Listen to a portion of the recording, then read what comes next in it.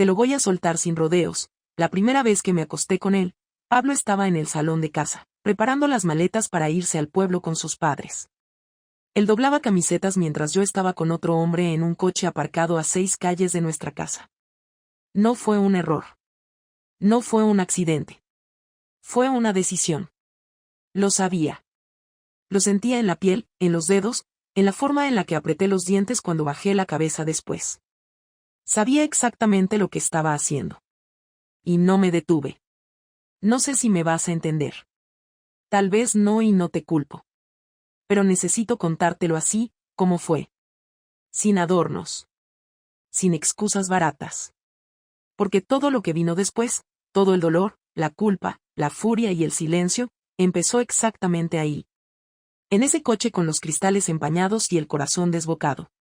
En ese instante en que crucé una línea de la que ya no se vuelve. Y lo peor es que lo hice sin temblar. Sin miedo. Como si dentro de mí ya estuviera todo roto desde hace tiempo. A Pablo no le hice falta en ese fin de semana. Lo sé porque ni siquiera me llamó. Estuvo con sus padres, como cada agosto, haciendo lo mismo de siempre, piscina, comidas eternas, dormir siesta, hablar de lo que no importa. Yo me quedé en Madrid. Dije que tenía trabajo pendiente. Y era cierto. Pero eso no fue lo que me ocupó la cabeza durante esos días. Estaba en otra parte. En otra realidad. En una en la que yo ya no era la mujer de Pablo, sino simplemente yo, Laura, sin apellidos, sin historia, sin rutina. Me refugié ahí como quien se lanza al mar con los ojos cerrados. Y no por placer. Por necesidad. Él, el otro, se llama Tomás. No es guapo. No es joven. No es nadie especial. Pero ese día me miró de una forma que Pablo no me había mirado en años. Con hambre, sí, pero también con atención. Me miró como si le interesara realmente lo que iba a decir a continuación. Como si me viera. No como si mirara a través de mí mientras pensaba en otra cosa. No sé si entiendes la diferencia. No es que Pablo me tratara mal. Es que me dejó de tratar. Punto. Dejé de existir para él en algún momento que ni yo puedo concretar. Y cuando eso pasa durante mucho tiempo, te empiezas a buscar en ojos ajenos. Nos conocimos en un taller de fotografía al que fui por pura rabia. Habíamos discutido una noche porque Pablo me dijo que ya no tenía gracia ninguna todo lo que hacía. Yo había impreso unas fotos para colgar en el pasillo y él me soltó ese comentario mientras cerraba el portátil. Ni me miró. Yo recogí las fotos, me metí en la habitación, busqué un curso al azar y me apunté sin pensarlo. Solo por llevarle la contraria. Solo para demostrarme que aún podía decidir algo por mí misma. Allí estaba Tomás. Callado, directo, con una cámara vieja de carrete y una mirada fija, nada suave. No flirteamos. Ni nos hicimos los simpáticos. Solo empezamos a hablar de cosas que me interesaban, que me movían, que me despertaban algo. La conexión fue rápida, no porque buscáramos algo, sino porque ninguno de los dos tenía ya energía para fingir. Yo sabía que estaba coqueteando con una zona oscura, pero no pensé que llegaría tan lejos. Hasta que, en la tercera clase, él me dijo: «Tienes un fuego raro en los ojos. Como si quisieras romper algo». Le dije que no sabía de qué hablaba. Mentí. Lo supe en cuanto me lo dijo. Quería romper mi vida, y él lo notó antes que yo. No pasó nada esa tarde. Ni la siguiente. Solo que empecé a responderle los mensajes con demasiada rapidez. Empecé a pensar en qué ropa ponerme los días que tenía clase. Empecé a cuidar mis palabras. Empecé a ocultar cosas. Y ya sabes lo que dicen, cuando tienes que empezar a esconder, es que ya estás haciendo algo mal. Pero seguí. Y cuanto más seguía, más me convencía de que ya no había vuelta atrás. La primera vez que me tocó fue accidental. Estábamos revisando una toma, hombro con hombro, y su mano rozó la mía. No la retiré. Él tampoco. Solo se quedó ahí, como si eso fuera lo más natural del mundo. Y juro que en ese momento se me aceleró el pulso como si tuviera 15 años. Pero no era amor. No era fantasía. Era necesidad pura. Cruda. Y cuando eso se mezcla con frustración acumulada, El cuerpo toma decisiones que la cabeza ya no puede controlar. El coche fue idea mía. Te lo digo así. No me llevó, no me sedujo, no me insistió. Le mandé un mensaje el viernes a las 5 de la tarde. ¿Tienes el coche hoy? Tardó un minuto exacto en responder. Sí. ¿Dónde y a qué hora? A las 7 ya estaba en el asiento del copiloto, con las manos temblando, con el pulso en la garganta, con los labios secos. No hablamos mucho. No hizo falta. La tensión ya lo había dicho todo. Y cuando su mano se posó en mi rodilla, supe que no iba a frenar nada. No quería. No podía. No lo hice. No sé cuánto duró. No fue romántico. No fue bonito. Pero fue real. Feroz. Doloroso incluso. Después me senté en silencio mirando al suelo. Él me pasó un pañuelo de papel. Yo me limpié y me bajé del coche sin mirarle. Caminé hasta casa con las piernas flojas. Entré. Pablo estaba quitando etiquetas de los bañadores. Me preguntó si quería cenar algo. Le dije que no, que estaba cansada. Me encerré en el baño. Vomité. Esa noche no dormí. Ni la siguiente. Y sin embargo, no sentí remordimiento.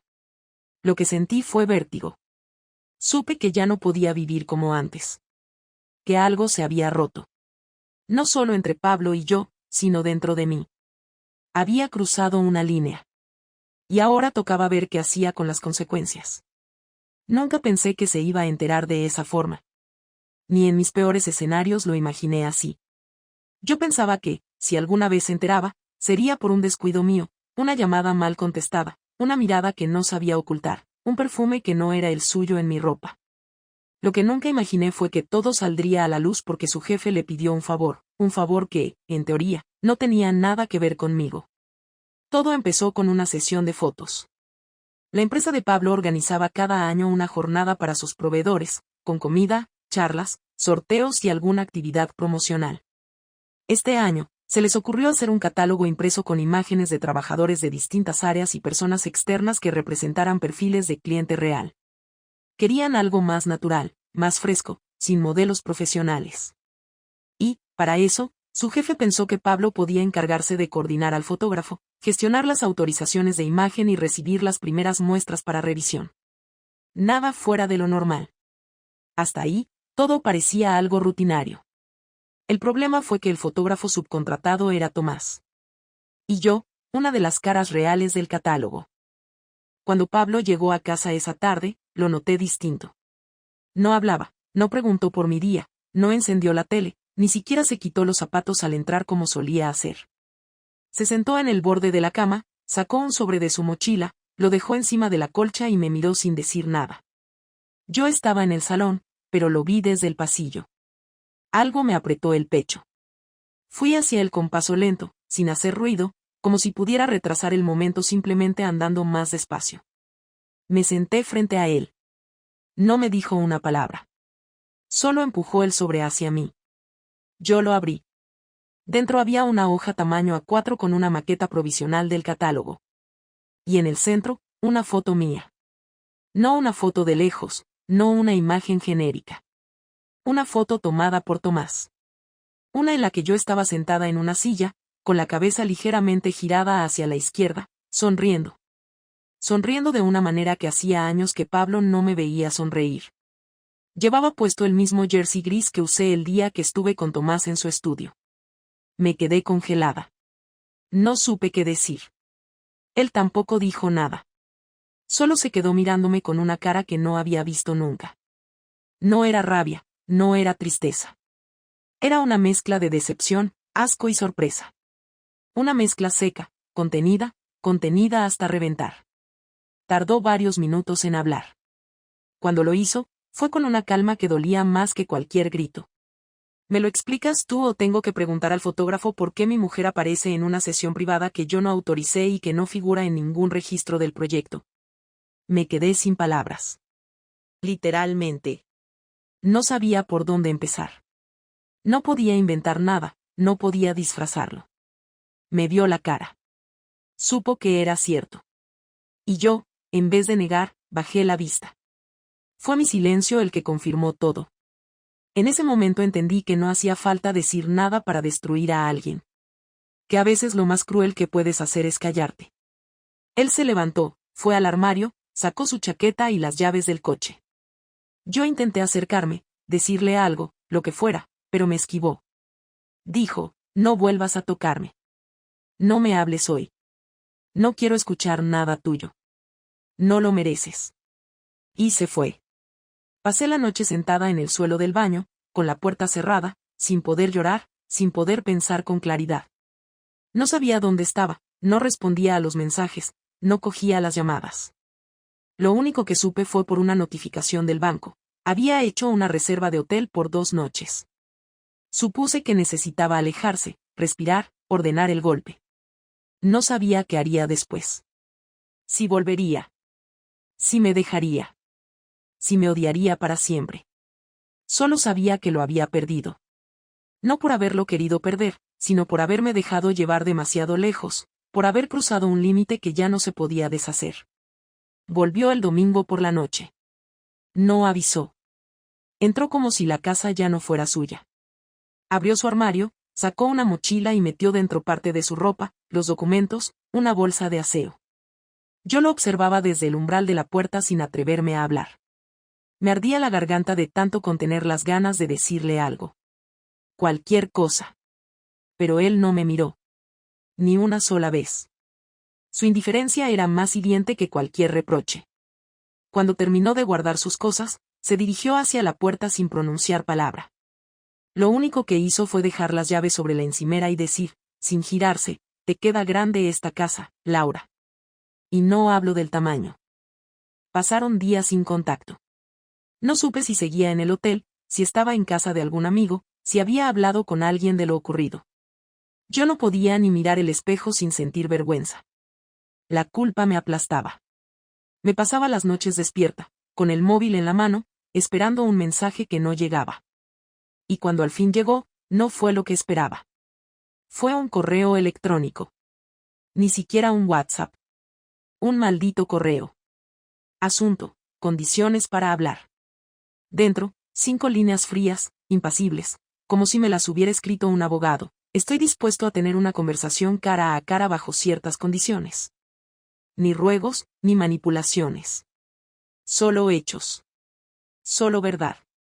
El lunes a las 19 en el parque donde solíamos ir los domingos. Si no apareces, asumiré que no hay nada que hablar.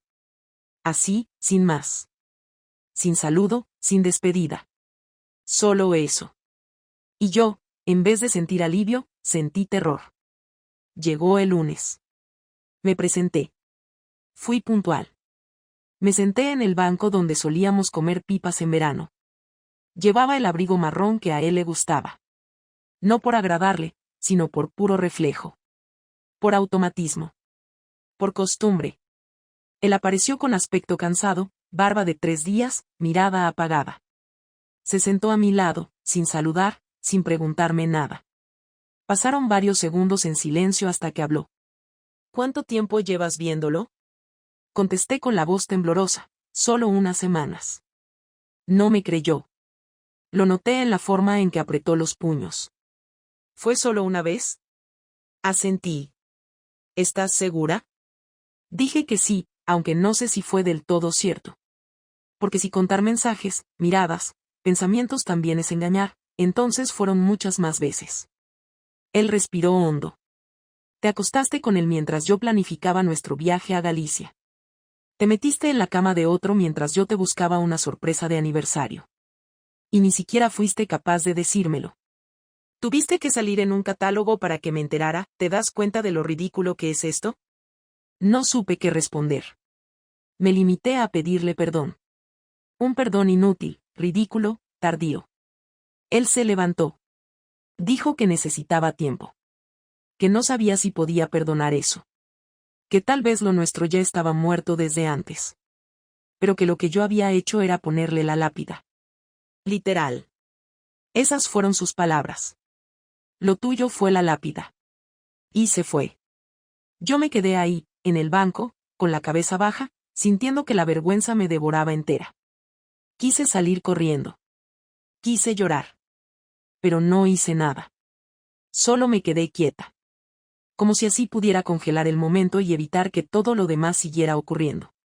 No imaginé que aceptaría volver a casa tan pronto, pero el miércoles apareció con las llaves en la mano y una expresión que no supe interpretar. No venía derrotado ni enfadado, venía frío. Entró, dejó la mochila en el pasillo y dijo que necesitábamos hablar esa misma noche. No me miró cuando lo dijo, ni siquiera esperó a que contestara. Pasó directo a la cocina, abrió la nevera, sacó una cerveza y se sentó frente a la mesa. Yo lo observaba desde la puerta, intentando adivinar en qué punto exacto del desastre nos encontrábamos. No sabía si venía a pedirme explicaciones, a decirme que se iba definitivamente o a lanzarme algo en la cara. Me temblaban las manos y aún así no me moví. Cuando al fin habló, su voz sonaba seca, sin emoción, como si estuviera leyendo un guión que llevaba días ensayando.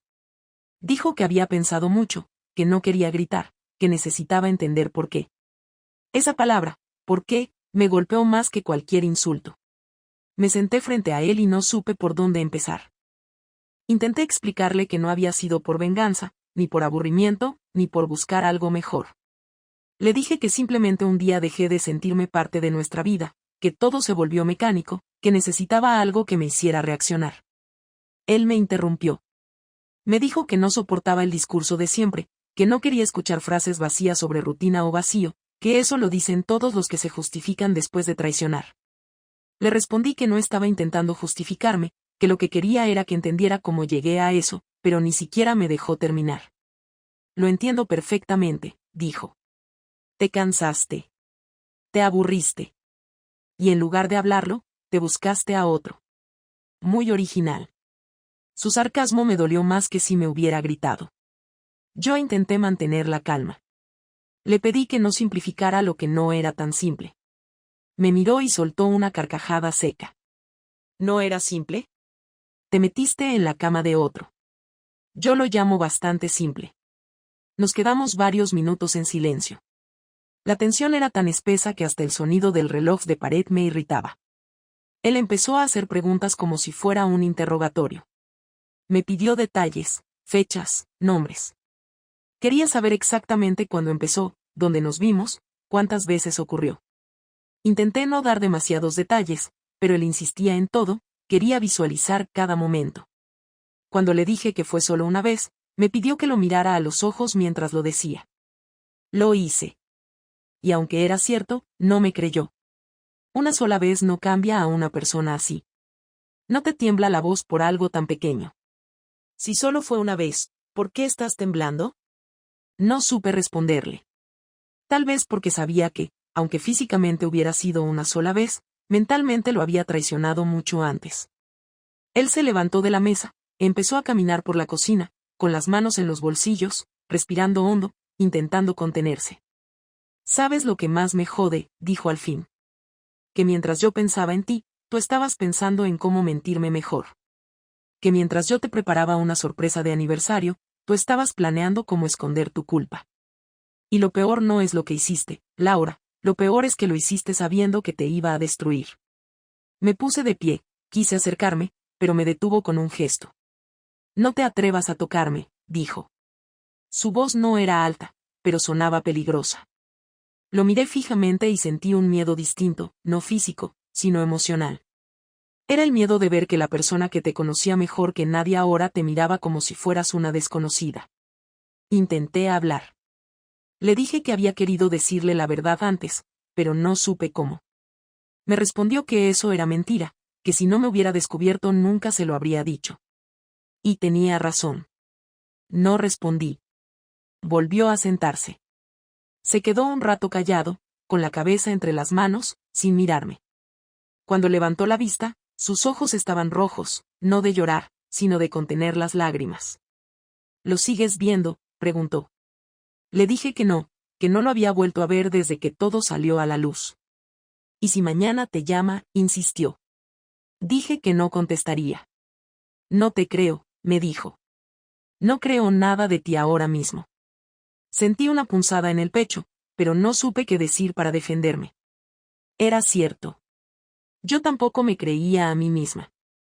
Se levantó de nuevo, Abrió una de las ventanas de la cocina y encendió un cigarro. Llevaba meses sin fumar. Lo hizo sin mirarme. Mientras exhalaba el humo, dijo algo que me dejó helada. He hablado con él. Me giré bruscamente. No entendí si lo decía en serio. Me explicó que lo había llamado esa mañana, que consiguió su número a través de un contacto de la agencia. Que lo citó y fue a verle cara a cara. No negó nada. Tampoco lo defendió. Solo me dijo que tú estabas rota por dentro. Que te sentías invisible. Que no supiste qué hacer con eso. Y que él simplemente fue el que estaba delante cuando decidiste romperte del todo. Me quedé sin aire. No esperaba que Tomás hablara. Pensé que guardaría silencio, que no se metería. Pablo siguió, no me dio rabia lo que me contó. Me dio pena. No por ti, por mí. Por haberme pasado años viviendo con alguien que estaba tan lejos y no lo vi. Me acerqué, intenté decirle que aún podíamos arreglarlo, que estaba dispuesta a hacer lo que hiciera falta. Me escuchó en silencio. Cuando terminé, solo preguntó, ¿y qué exactamente vas a arreglar, Laura, un matrimonio que ya no existe o tu conciencia? No supe contestar. Lo único que hice fue bajar la cabeza. Él apagó el cigarro en el fregadero y añadió, no te preocupes. No voy a hacer un drama. No soy de los que montan escenas ni destrozan cosas. Pero te aviso de algo, no pienses que esto se acaba aquí. Durante los días siguientes, convivir fue insoportable. Compartíamos el mismo espacio sin hablarnos. Dormía en el sofá. Yo intentaba mantener una rutina mínima, trabajo, casa, compras. Todo mecánico. Lo veía cada mañana salir sin decir palabra. Por las noches, a veces lo escuchaba escribir algo en el ordenador. Nunca me dijo en qué trabajaba, y yo tampoco me atrevía a preguntar. Su frialdad era constante, metódica, casi quirúrgica. No gritaba, no discutía, pero su silencio pesaba más que cualquier reproche. Y sin embargo, había algo raro en él, una calma demasiado medida. Era como si estuviera planeando algo. Una noche, después de casi una semana sin hablar, entró en la habitación cuando yo ya estaba acostada. Se quedó de pie en la puerta, observándome. Luego se sentó en el borde de la cama. No dijo nada durante un rato, hasta que soltó, no te odio, Laura. Pero me he dado cuenta de que te quiero por costumbre, no por amor. Y eso me da más miedo que la traición.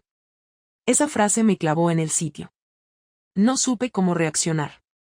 Él siguió hablando. Dijo que no quería vivir con alguien que solo estaba por remordimiento, que merecía algo más que una disculpa, que merecía respeto. Yo le pedí que me dejara intentarlo, que no me apartara así. Me miró con una serenidad que me desarmó. Intentarlo significaría que todavía hay algo que salvar. Y tú lo mataste, aunque no te dieras cuenta. Lo siguiente fue una discusión que no pude controlar. Empecé a gritarle que no era justo, que él también había fallado, que durante años me había ignorado. Él respondió que eso no justificaba nada. Yo me equivoqué por omisión. Tú por acción. No es lo mismo. Esa frase fue como un golpe. Me quedé callada. Y él aprovechó para levantarse, coger una bolsa del armario y llenarla con parte de su ropa. Me voy unos días más. Necesito espacio. No sé cuándo volveré. Le pregunté si eso significaba que me dejaba. Todavía no, dijo. Pero si lo hago, no te avisaré. Lo sabrás cuando llegues a casa y veas que no queda nada mío. Salió sin mirar atrás. Esa fue la noche más larga de mi vida. Pasé las horas siguientes sin moverme de la cama, mirando el techo, intentando entender en qué momento exacto todo se había roto del todo. No era la traición lo que dolía más, era haber perdido cualquier posibilidad de redención. Y lo peor era saber que tenía razón en todo. Él había fallado en quererme, pero yo había fallado en respetarlo. Y eso no tenía arreglo. No tuve noticias suyas durante casi 10 días. Ni una llamada, ni un mensaje, ni una señal mínima. El silencio era absoluto y, aunque sabía que no podía esperar nada bueno, parte de mí seguía creyendo que iba a volver y que, de alguna manera, íbamos a hablar sin matarnos. Pero cuando regresó, lo hizo distinto. Su manera de moverse, de mirarme, de hablar, todo había cambiado. Ya no era el Pablo que se mordía los labios para no decir algo en caliente, ni el que evitaba discutir. Venía tranquilo, demasiado tranquilo, con una mirada que no presagiaba reconciliación, sino cálculo. Ese mismo día me dijo que necesitaba recoger algunos papeles de la oficina y que no tardaría. A las pocas horas volvió con una carpeta azul bajo el brazo. La dejó sobre la mesa y dijo que había tomado una decisión, que iba a quedarse en casa de manera indefinida, pero que las condiciones iban a cambiar. No supe a qué se refería hasta que abrió la carpeta y empezó a sacar documentos. Lo primero que vi fue un contrato de alquiler con nuestros nombres, pero había una modificación que no recordaba haber firmado. La fecha era reciente. Me explicó que había hablado con el propietario del piso y que, como el contrato vencía en 2 meses, él había negociado una prórroga a su nombre. Me miró fijamente mientras decía que no tenía intención de echarme, que podía quedarme allí el tiempo que quisiera, pero que la casa ya no era nuestra, sino suya. Dijo que no lo hacía por despecho, sino por justicia, porque había sido él quien pagó la mayor parte de las cuotas y no estaba dispuesto a compartir algo con quien lo había traicionado. Intenté replicar, decirle que no podía hacerlo sin mi consentimiento, pero me interrumpió con un tono tan firme que me callé. Si puedo, Laura. La propiedad está registrada con mi firma principal, y el contrato lo permite. No tienes que irte, pero aquí las normas ahora las pongo yo. Me quedé paralizada. No gritó, no amenazó, simplemente lo dijo con una seguridad aplastante. Luego sacó una hoja más, un papel que me heló por dentro. Era una carta dirigida a mi jefe. En ella, Pablo explicaba que había sido testigo de una relación impropia entre un empleado de la agencia y una colaboradora externa, yo, durante un proyecto comercial que involucraba a su empresa. No había insultos ni detalles escabrosos, solo hechos, fechas y una copia del catálogo donde aparecía mi imagen. Dijo que aún no la había enviado, pero que lo haría si consideraba que yo no era sincera con él a partir de ese día. Me quedé muda. Sentí una mezcla de rabia y miedo. No podía creer que fuera capaz de arrastrar el asunto al terreno laboral. No busco hundirte, me dijo. Solo quiero que sepas lo que se siente cuando te quitan el suelo bajo los pies sin avisar. Intenté mantener la compostura, pero las manos me temblaban. Le pedí que no hiciera nada, que lo que había pasado entre nosotros no tenía por qué mezclarse con el trabajo. Sonrió de forma tensa y dijo que no pensaba mandar nada si yo cumplía con lo que me pedía. No te voy a perdonar, pero tampoco quiero verte destruida. Solo quiero que cargues con lo que hiciste sin esconderlo bajo excusas. Me entregó un sobre con una lista de cosas que él consideraba que debía devolverle. Dinero de una cuenta compartida, una cámara que le pertenecía y varios objetos personales que yo había tomado prestados hacía meses. No lo dijo con resentimiento, lo dijo como quien ejecuta un plan ya meditado. Yo le respondí que le devolvería todo, que no quería deberle nada. Dijo que lo haría esa misma semana, y que si no lo cumplía, el correo a mi jefe saldría sin falta. Los días siguientes fueron insoportables. Pablo se comportaba con una normalidad escalofriante. Se levantaba temprano, hacía café, leía el periódico, salía al trabajo y volvía puntual, como si nada hubiera ocurrido. Pero dentro de esa rutina había un aire enrarecido, una tensión contenida que no se podía ignorar. No me insultaba ni me reprochaba, pero me ignoraba completamente. Si necesitaba algo, lo escribía en un papel. Si tenía que avisarme de algo, lo hacía por mensaje. Dormía en el sofá, pero no se quejaba. Era como si se hubiera propuesto demostrar que podía mantener el control absoluto de la situación, que él mandaba, y que yo solo podía obedecer y mirar. El jueves por la noche me pidió que cenáramos juntos, algo que no hacía desde antes de descubrirlo todo. Me sorprendió tanto que acepté sin pensar. Puso la mesa, cocinó y sirvió el vino. Al principio no dijo casi nada. Luego empezó a hablar, con una serenidad que me puso nerviosa. Dijo que había estado pensando en cómo recuperar su vida sin hacerme daño de más, pero que no podía pasar páginas sin cerrar el círculo. No pienso arrastrar esta historia como un secreto. No quiero callármelo, ni fingir que no existió. Así que lo sabrán todos. Me quedé helada. Le pregunté a quién se refería. A los tuyos. Tus padres, tu hermana, tus amigos. Merecen saber qué clase de persona tienen delante. No quiero mentiras. No me parece justo que ellos me sigan tratando con respeto cuando su hija me traicionó. Me levanté de golpe. Le dije que no tenía derecho, que eso era una humillación innecesaria. Me miró sin inmutarse y contestó, tú decidiste exponerme cuando te acostaste con otro. Yo solo voy a equilibrar la balanza. Cogí aire e intenté razonar. Le pedí que no lo hiciera, que hablaría con ellos yo misma, que asumiría la culpa sin esconderme. Me dijo que ya era tarde, que había enviado mensajes y que esa misma noche vendrían a casa porque había algo importante que quería contarles. Sentí que me faltaba el aire. Fui al baño y cerré la puerta. Me apoyé en el lavabo y escuché cómo hablaba por teléfono en el salón con una voz perfectamente controlada, casi amable, como si fuera un anfitrión invitando a una cena familiar. A las 9:30 sonó el timbre. Era mi hermana primero, luego mis padres.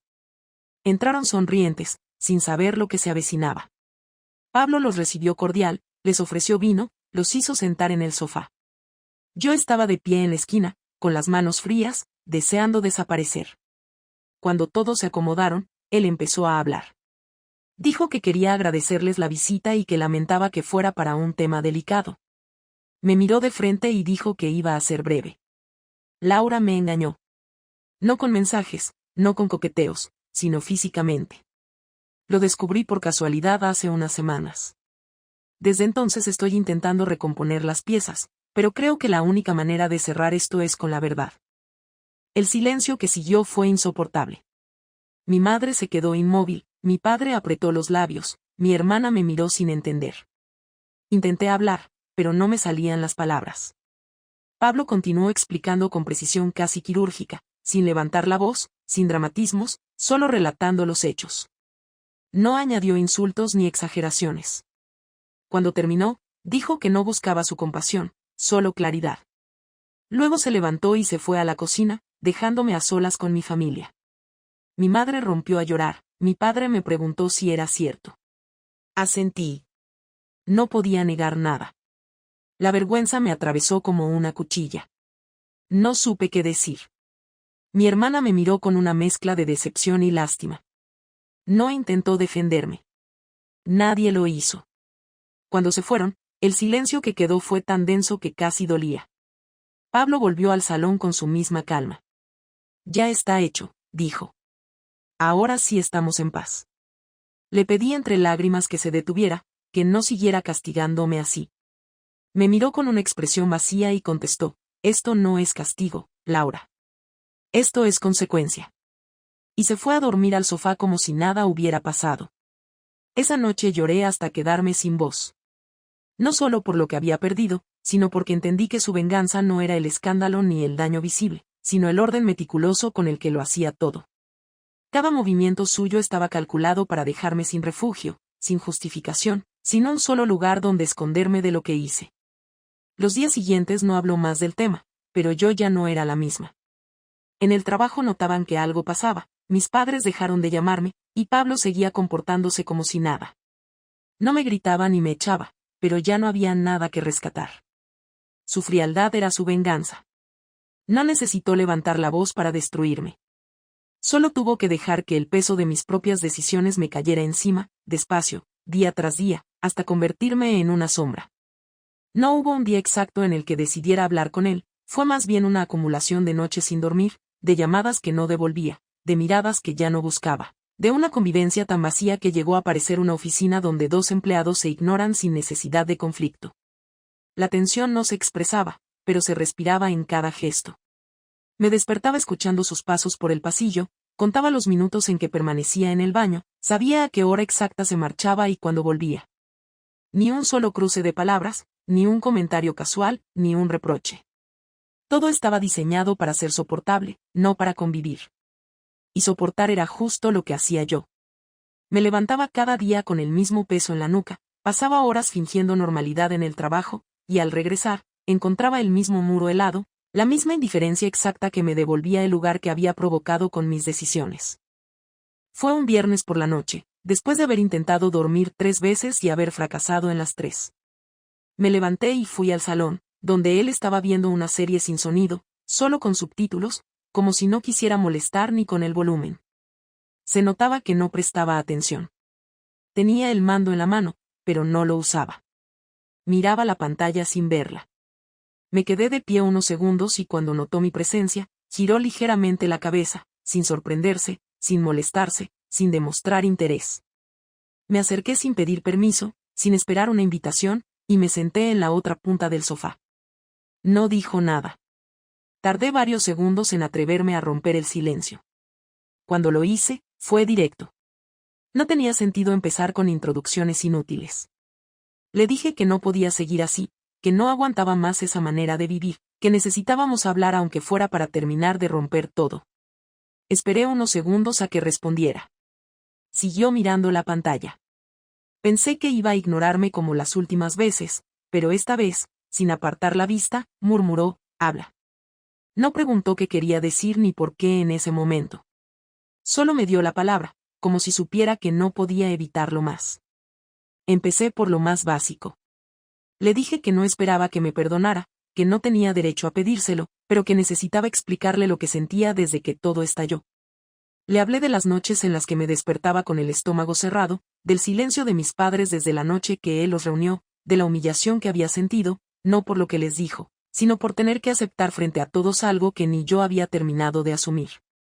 Le hablé de cómo me miraban mis compañeros de trabajo, de los rumores que corrían por la oficina, de la conversación incómoda que tuve que soportar con mi jefa, que me preguntó si había algo que debiera saber para evitar problemas legales en el futuro. Le dije que me sentía perdida, asqueada de mí misma, que nada de lo que hacía me parecía suficiente para borrar lo que había hecho.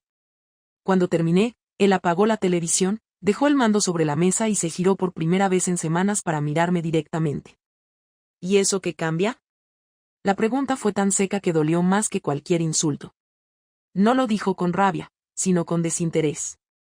Como quien ya ha oído todo antes y no espera nada nuevo.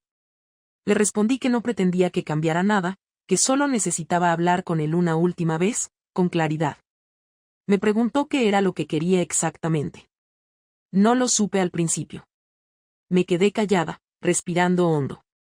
Finalmente dije lo único que tenía sentido, saber si esto ya está muerto. Lo dijo sin pensarlo, sí. No hubo titubeo, ni espacio para la duda. Fue una respuesta directa, definitiva. Me quedé en silencio, procesándolo. No lloré, no grité. Solo asentí con la cabeza. Él añadió, lo intenté. Al principio sí. Pensé que quizá podríamos remontar, pero después me di cuenta de que no quería estar con alguien que me traicionó así.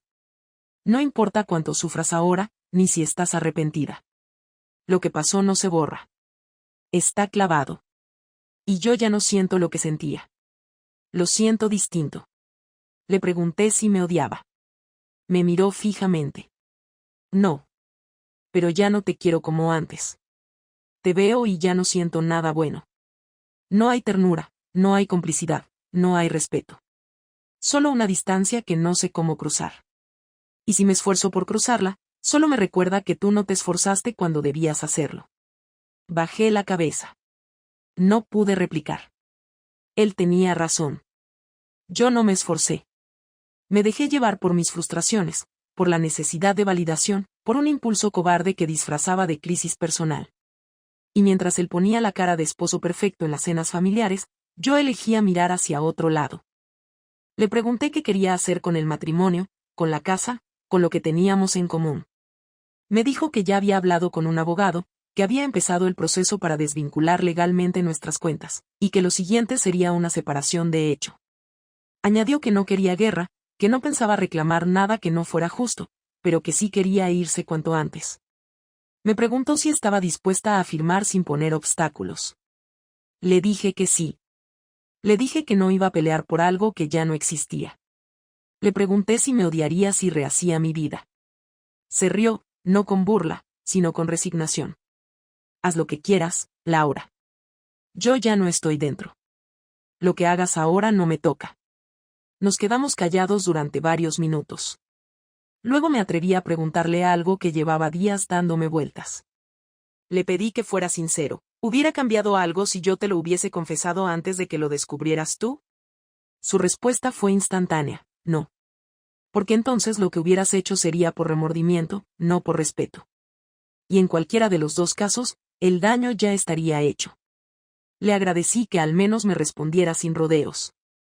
Él se levantó del sofá, cogió su chaqueta y dijo que iba a dormir fuera esa noche.